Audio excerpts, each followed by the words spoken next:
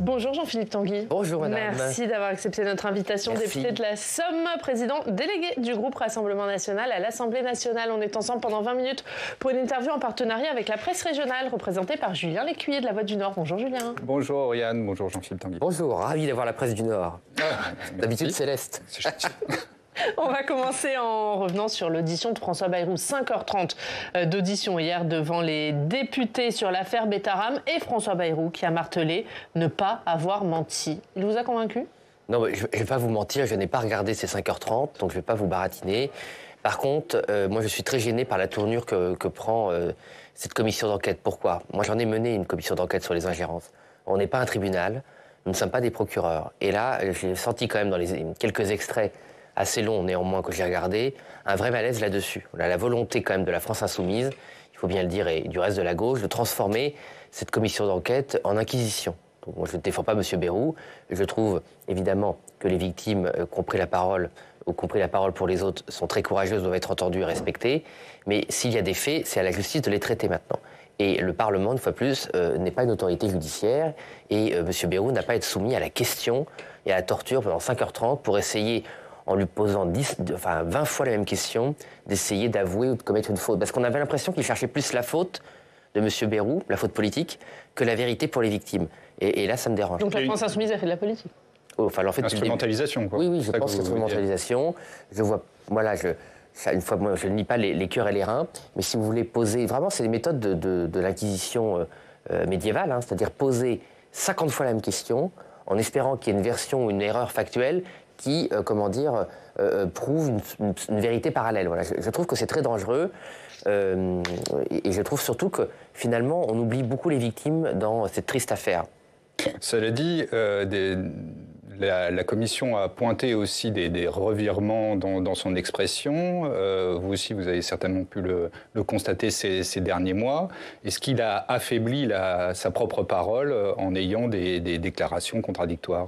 Sans doute. Moi, c'est la réflexion que je me suis faite au début quand je l'ai entendu en hémicycle. Hein. N'oublions pas que cette histoire a commencé en hémicycle où il avait effectivement répondu des choses qui étaient parfois incohérentes. Mais bon, moi, j'essaie toujours de me mettre à la place des gens. Si je devais me souvenir de faits tragiques il y a 30 ans, avec d'une minute à l'autre, est-ce que ma version serait parfaitement valide? Est-ce que je ne me tromperais pas dans certains souvenirs?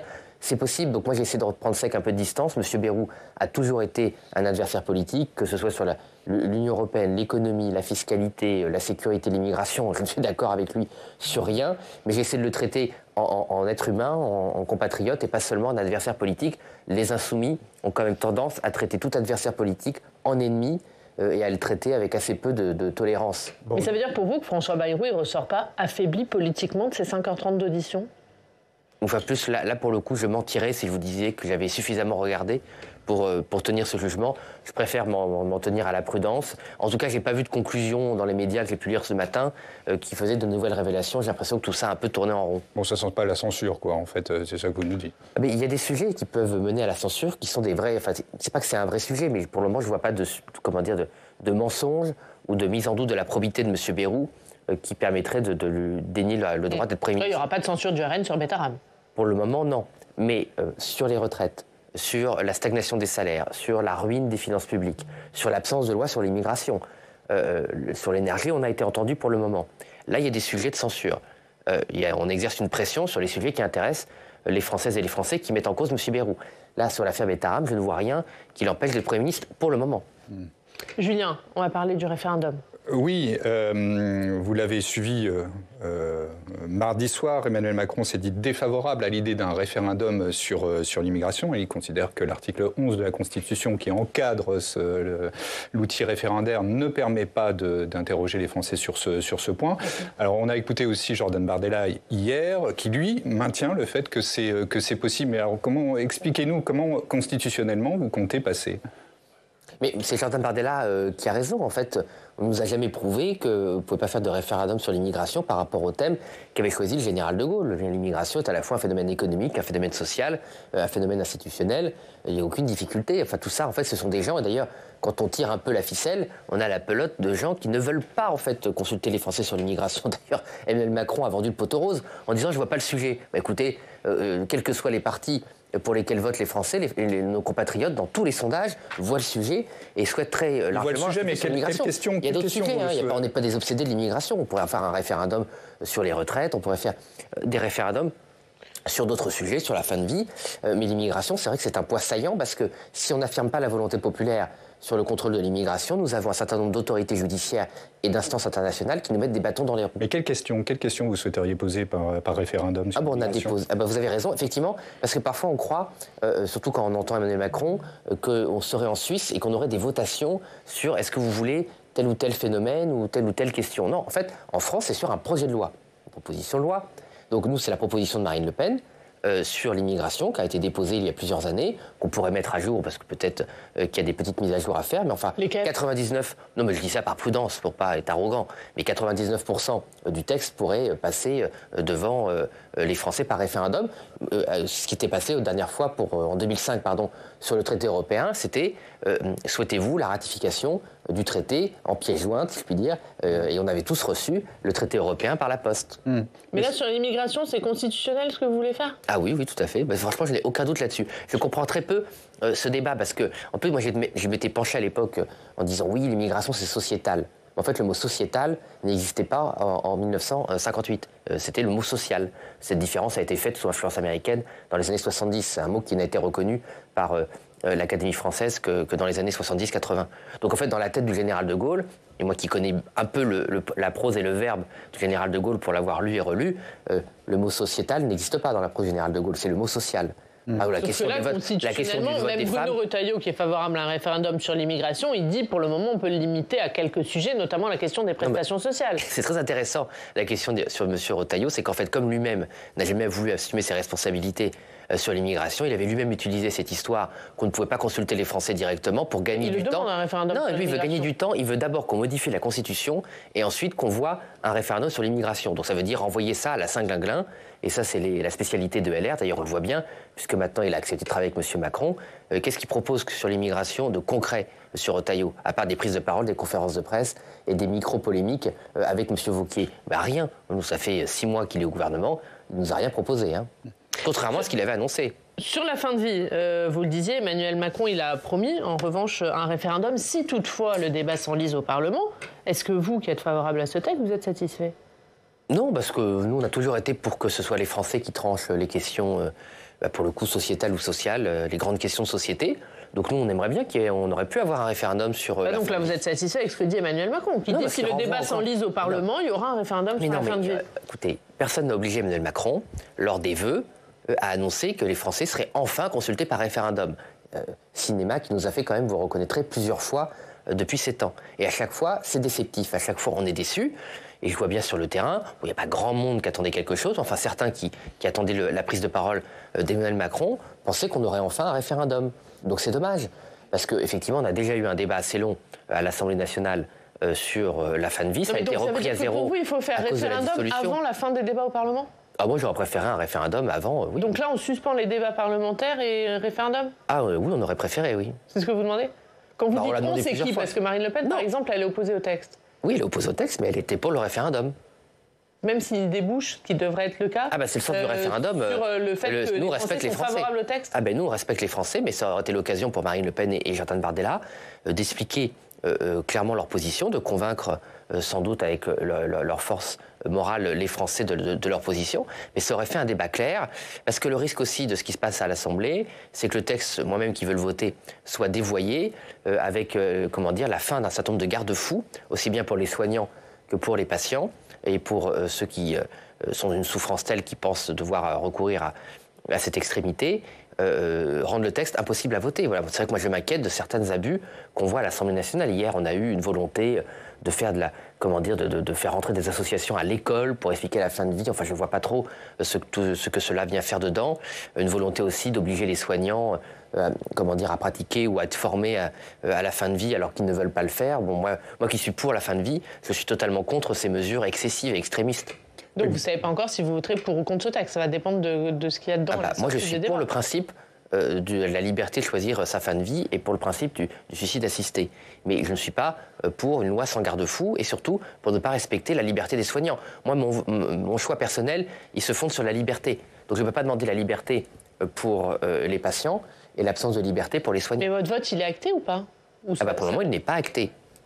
Mais cela dit, de ce que je crois comprendre de votre propos, vous êtes au final assez d'accord avec le président de trancher s'il y a enlisement. Là, ce que vous êtes en train de nous dire, c'est qu'il y a enlisement. Il y a détérioration. Il n'y a pas spécialement enlisement, ça va pas spécialement lentement, mais il y a une détérioration du texte. Et comme en fait, les macronistes sont très peu présents depuis la nouvelle législature, il faut bien le dire, on a une surmobilisation du groupe RN et de la gauche. Malheureusement, le nombre de députés RN est inférieur au nombre de la gauche coalisée. Et donc, si les macronistes et les partisans de M. Wauquiez, de M. Retailleau sont absents, c'est difficile de limiter le pouvoir toxique de la gauche. Parmi les annonces d'Emmanuel Macron, mardi soir, il y a loué des places de prison à l'étranger pour lutter contre la surpopulation carcérale. Selon Le Figaro, ce projet concernerait les détenus étrangers qui seraient transférés dans des pays de l'Est. Est-ce que vous soutenez cette idée ? Si on s'oriente vers cette possibilité, ça change un peu la nature du choix, parce qu'au début, on a l'impression que des détenus français allaient être envoyés à l'étranger, les privant de leur famille. Bon, moi, je suis pour condamner les gens à la prison, je ne suis pas pour les condamner à ne plus voir leur famille. Donc, bon, si ça concerne des détenus étrangers qui peut-être n'ont pas de famille en France ou qui sont par exemple des clandestins et donc qui n'ont pas non plus de famille en France, ça peut s'entendre. Enfin, c'est quand même... En tout cas, ça peut se discuter. Donc, dans ce cas, vous soutiendrez ? Non, ça peut se discuter. Mais c'est quand même tragique pour notre pays d'avoir recours à ces méthodes, alors que la France a les moyens d'avoir des prisons dans des délais raisonnables. Des moyens dans des délais raisonnables, c'est une question.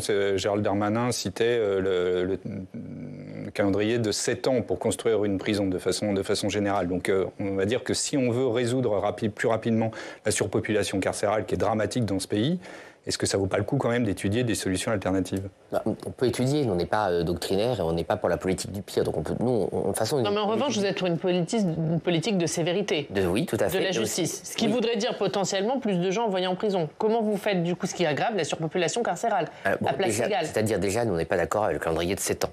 D'ailleurs, il est faux, parce que s'il y avait eu 7 ans, il y aurait beaucoup plus de places de prison. Aussi bien le programme de Nicolas Sarkozy que de Mme Taubira, que de M. Macron, qui gouverne depuis 7 ans, n'ont pas été exécutés. Aucun des 3 programmes de construction de prison. Donc en fait, ce délai est une excuse. En réalité, un certain nombre d'influences au ministère de la Justice et contre la prison. Moi, je me souviens quand je faisais mes études à Sciences Po, on avait une association qui s'appelait le GENEPI, qui est une association qui était contre l'incarcération par principe, contre la prison par principe, dans la grande tradition foucaldienne. Et ces gens, souvent, allaient au ministère de la Justice, voulaient infiltrer le ministère de la Justice pour, exercer leur idéologie anti-prison. Ils le font malheureusement avec beaucoup d'efficacité. Par ailleurs, ces délais, on peut les réduire, parce que c'est essentiellement de la bureaucratie, de la paperasserie. On a réussi à le faire pour Notre-Dame. Je pense qu'on pourrait le faire pour beaucoup d'infrastructures importantes. On en parlait avec la 69. J'ai vu avant que j'arrive ce délire judiciaire sur la 69, mais qui malheureusement est caractéristique de notre pays, où tout prend un temps fou, où la paperasserie bloque tout, la bureaucratie bloque tout, avec aussi des surcoûts. Donc on pourrait aller beaucoup plus vite. Moi, mais on a un peu du mal à comprendre votre réticence sur cette proposition. Mais parce que moi, je suis un souverainiste. J'ai pas envie que la France ait besoin de pays étrangers pour exercer sa justice souveraine. Enfin, c'est quand même une dégradation de l'image de notre pays et de nos moyens qui est considérable. J'ai pas envoyé les détenus à l'étranger parce que mon pays est incapable d'exercer sa justice. Enfin, qu'en dirait-on si la France louait ses prisons à l'étranger ? On se dirait, c'est quand même pas terrible, voilà. Bon, non, mais sauf que le RN était le premier à dire que les détenus étrangers ils contribuent à la surpopulation carcérale et que du coup il faudrait les expulser pour mais j'ai nuancé, vous avez raison, madame. La surpopulation carcérale. Vous avez parfaitement raison, c'est pour ça que j'ai nuancé ma réponse quand vous m'avez informé que des précisions que j'ignorais ont été apportées sur la nature de cette proposition. Comme M. Macron l'a évoqué avant-hier, c'était pas du tout ce qu'il avait dit. Donc une fois plus, on n'est pas pour la politique du pire, on regarde les projets pour ce qu'ils sont, on n'a pas d'opposition de principe sur ce sujet, mais c'est quand même une reconnaissance que les gouvernements, depuis M. Sarkozy, je le regrette, n'ont pas construit les prisons qui avaient été promises aux Français. C'est toujours pareil, c'est-à-dire qu'aux élections, nos adversaires piquent le programme du Rassemblement national, jouent les gros durs pour nous prendre des voix et trompent les Français, c'est dommage. Est-ce que vous voterez la loi qui donne plus de pouvoir aux polices municipales, ce qu'a dit Emmanuel Macron, d'aligner on l'a toujours proposé, une fois plus tout ça. Voilà. De toute façon, toutes les propositions d'Emmanuel Macron pour durcir les lois viennent du programme de Marine Le Pen. Donc si ça vient de nos programmes, nous on le vote. Malheureusement, souvent, ce sont plus des demi-mesures que des programmes complets et cohérents. Mais une fois plus, nous on refuse la politique du pire, contrairement à la gauche qui est malheureusement dans la radicalisation et dans l'obstruction. Nous on refuse la politique du pire. Donc dès que ça va un peu dans le bon sens, on prend. Sur le budget, Julien ? Oui, là où, à mon avis, il n'a pas été piqué des mesures chez vous, c'est sur l'idée d'une conférence de financement pour revoir le modèle social. Alors c'est vrai que, sous-entendu, on sent poindre l'envie d'une TVA sociale. Qu'est-ce que vous pensez de cette proposition ? C'est vraiment le magasin, le musée des horreurs de Bercy, quoi. La TVA sociale, Bercy le veut depuis 20 ans, hein, depuis 2007. Et c'est toujours de l'imposer dans le cerveau des dirigeants. Ça vient aussi de l'Union européenne qui est très favorable à ce genre de mesures. Nous sommes contre. La TVA, c'est l'impôt le plus injuste. Il le cible en proportion, tape en proportion le pouvoir d'achat des classes moyennes et des classes populaires bien plus que des plus privilégiés. C'est une fausse bonne idée. Par ailleurs, maintenant en France, pendant longtemps, on a une consommation dynamique. Comme aujourd'hui, on a un phénomène de déconsommation, y compris sur des produits de première nécessité, y compris des produits d'hygiène, qui est très inquiétante. Donc au lieu de vouloir toujours taper et taxer les Françaises et les Français, on devrait se comprendre pourquoi il y a une crise du pouvoir d'achat. On n'en a pas beaucoup parlé avec M. Macron, c'est dommage. Et surtout, il faut faire des économies, parce que augmenter encore les impôts, la TVA, c'est le principal impôt qui touche les Français avec la CSG, donc c'est encore les taxer, encore leur gratter de l'argent. Et franchement, où sont les propositions d'économie Mais vous-même, vous appelez à une réforme de la TVA. Comme vous le dites, elle est injuste à l'heure actuelle. Donc il faut la revoir. On veut la baisser. C'est-à-dire que nous, on pense que c'est injuste, donc on veut la baisser. M. Macron, il pense que c'est formidable, sur certains produits, il veut l'augmenter. Oui, sur les produits de première nécessité et sur l'énergie, c'est-à-dire des produits de première nécessité. Pourquoi est-ce qu'on voulait baisser l'énergie, qui est à 20% et pas à 5,5 comme le pain ou l'alimentation ? C'est qu'on considère que l'énergie est un produit de première nécessité. Et ceux qui nous écoutent le savent bien que sans énergie, c'est difficile de vivre. Mais donc, pourquoi être défavorable à l'idée d'une conférence sur le financement du modèle social dès lors que ça appelle à des négociations et justement à l'ouverture peut-être de nouvelles pistes sur la TVA ? Parce que je sais comment ça va finir avec des hausses. Je le sais déjà, on le sait déjà. C'est pour de toute façon, le but de la manœuvre, c'est de financer le déficit. Donc, on ne finance pas le déficit en baissant les impôts, sauf s'ils ont des mesures magiques de baisse des dépenses. Mais moi, je suis en lien comme avec Mme de Montchalin et M. Lombard à Bercy assez régulièrement. J'ai toujours pas eu de réforme structurelle. Puisqu'on parle de pouvoir d'achat, vous souhaitez réformer l'épargne réglementée. Expliquez-nous. Oui. C'est-à-dire que nous avons découvert avec mon collègue François Jolivet que les épargnants français étaient en fait très mal protégés, contrairement à un lieu commun. Il y a 900 milliards d'épargne réglementée, classe moyenne et classe populaire, et cette épargne n'est pas protégée contre l'inflation. Jusqu'à une réforme de 2018, la formule de calcul des intérêts de l'épargne permettait de protéger contre l'inflation. Un certain nombre de grandes banques ont voulu avoir accès à ce produit. Comme par hasard, je n'ai pas réussi à le prouver, enfin le hasard fait bien les choses pour les banques, la formule de calcul des intérêts a changé suite à l'ouverture du livret A et du livret de développement durable aux banques commerciales, et donc l'épargne n'est plus protégée. Donc c'est quand même, pour les années 2021 à 2023, c'est quand même 300 milliards de pouvoir d'achat qui a disparu dans la nature parce que cette épargne n'est pas protégée contre l'inflation. Mais comment ? Ça veut dire que les Français qui épargnent, ils perdent ? C'est-à-dire que facialement, c'est un phénomène un peu compliqué pour les profanes de la finance. Facialement, votre épargne, elle est protégée. Si vous mettez 1 000 € en 2021, vous avez toujours 1 000 €. Vous avez un peu plus avec les intérêts en 2023, mais en fait, ces intérêts sont inférieurs à l'inflation et donc vous avez perdu du pouvoir d'achat. C'est-à-dire qu'en pouvoir d'achat réel, il vous reste 980 €. Donc il faut revenir à des formules plus solides. Et surtout, en fait, derrière cela, il faut financer des activités rentables parce on demande aux épargnants des classes populaires et des classes moyennes de financer des causes d'intérêt général qui doivent être financées, le HLM, le financement des collectivités territoriales, mais par nature, ça rapporte rien. Alors que si on finançait l'économie réelle sans risque, évidemment, avec un financement tellement diversifié qui nous protégerait contre les aléas du marché, eh bien, on pourrait mieux rémunérer les épargnants. Alors, il ne s'agit pas de promettre le Pérou ou de promettre l'impossible, mais on pourrait les rémunérer à 0,5, 1 point de plus que l'inflation, et tout le monde serait content. Parce que parallèlement, ce que d'ailleurs disait Arnaud Montebourg au Sénat la semaine dernière, l'économie française est sous-financée. Donc on a en tout 6 000 milliards d'épargne, et on a une économie qui est sous-financée, c'est pas normal. Julien, on va parler de Vladimir Poutine. Oui, puisqu'on l'a appris hier, il ne se rendra pas en Turquie, mais une délégation russe sera bien présente pour négocier avec Zelensky. Cela dit, cette absence de Vladimir Poutine à Istanbul, pour vous, c'est le signe qu'il ne veut pas la paix ? Oui, je regrette cette absence. Alors, est-ce que c'est le signe qu'il ne veut pas la paix ? On verra ce que dit la délégation russe. Moi, je ne suis pas Je ne souhaite pas l'être dans la tête des dirigeants Vladimir Poutine, russes. ça a peu de chance d'aboutir, ces négociations, non? Vous êtes quand même Bon, il y a des encore négociations dans l'histoire de la diplomatie. Il y a beaucoup de négociations qui ont abouti, en tout cas qui ont progressé.